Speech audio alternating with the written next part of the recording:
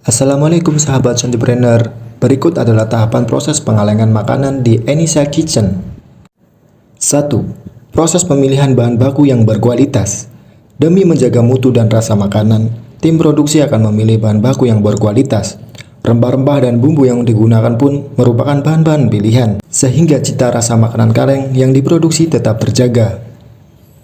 2. Tim produksi menggunakan pakaian memasak lengkap sesuai SOP.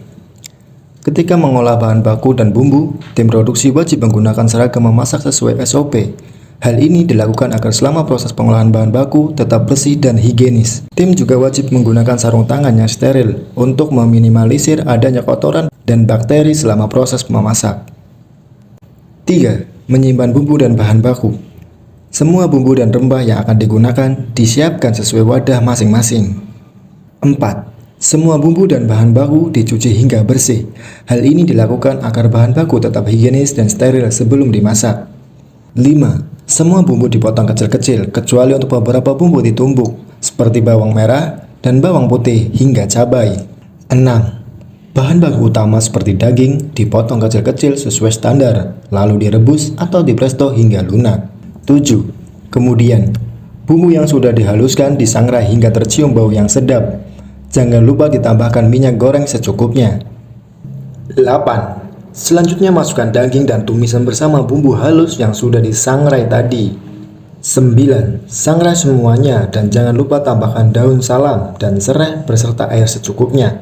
Lalu tunggu hingga mendidih, kemudian tambahkan santan peras. Nah, sekarang masuk proses pengalengan makanan. 10. Makanan dimasukkan ke dalam kaleng satu persatu sesuai standar berat yang sudah ditentukan. Setelah semua makanan dimasukkan ke dalam kaleng, selanjutnya adalah tahap sterilisasi.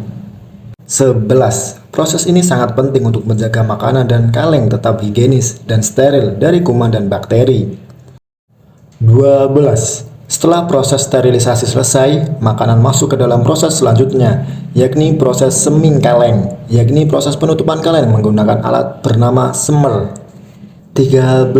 Selanjutnya adalah proses sterilisasi tahap kedua. Proses yang hampir sama dengan proses sterilisasi tahap pertama, bedanya adalah kaleng sudah tertutup rapat. Proses ini untuk memastikan kuman dan bakteri di dalam kaleng benar-benar mati dengan menggunakan vakum udara. 14. Setelah tahap ini selesai, kaleng didinginkan menggunakan air lalu masuk ke dalam proses karantina produk. Dalam hal ini, kaleng akan dikarantina dalam ruangan tertentu selama 14 hari untuk mengamati ada atau tidaknya gagal produk. 15. Setelah masa karantina, masuk ke proses pelabelan dan packaging. Demikian adalah rangkaian proses pengalengan produk makanan di Enisa Kitchen dan Entrepreneur Indonesia. Terima kasih.